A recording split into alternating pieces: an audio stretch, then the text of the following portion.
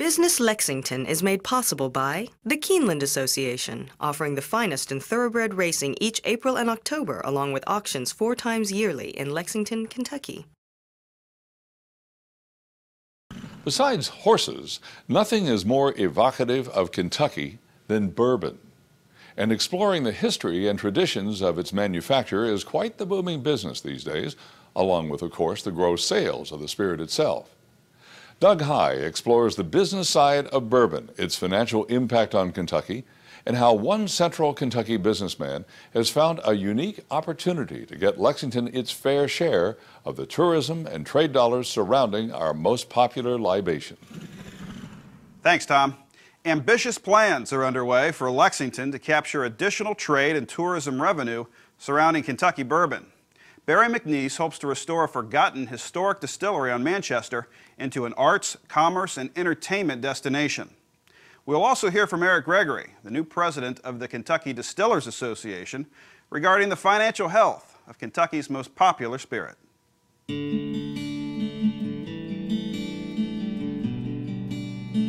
James E. Pepper Distillery was the last to produce bourbon in Lexington. They quit manufacturing in '73. Actually began in the 1880s, survived Prohibition, originally known as the Old Henry Clay Distillery. This facility in its first incarnation was built as the largest distillery in the world. So it was a pretty big deal, heavily marketed in the 50s, but taken offline in the early 70s. Our hope is to begin breathing new life through adaptive reuse. Our vision for the entire distillery district is to not only bring online private uses like lofts, retail stores, but things where the public can be engaged as far as interesting restaurants, bourbon tasting rooms, nightclubs. We're in discussions right now for the Pepper 5-story with a boutique hotel. So giving Lexington and tourists in general coming into Lexington an opportunity to experience the history and just the industrial cool factor of these buildings that have been long abandoned. The biggest economic engine that's going to lay a framework for us is something that's going to be new to Lexington, which is tax increment financing, or TIF. It's been used with great success in Louisville, but without the support of our local government and state government, it would be difficult or impossible for this to really happen. Along this corridor and along the town branch, we've got a piece of history that I think, if we do it properly, allows us to earn a place in the bourbon country.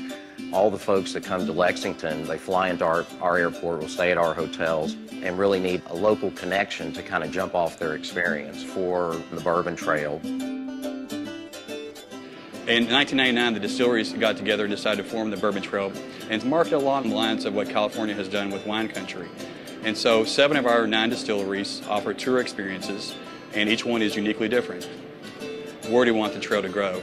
Do we want to involve more historical aspects of the trail? Because you look at where the distilleries are in the state of Kentucky, it's also a very historical corridor as well. Everything from the state capitol, the horse farms here in Lexington, Bardstown, my old Kentucky home, Louisville, all that they have to offer. So those are the things we're going to be looking at as we move forward the next few years. The really cool thing is that this is part of our town. This is part of our experience. And in addition to fascinating and beautiful horse farms, we have this urban bourbon element that we can tap into.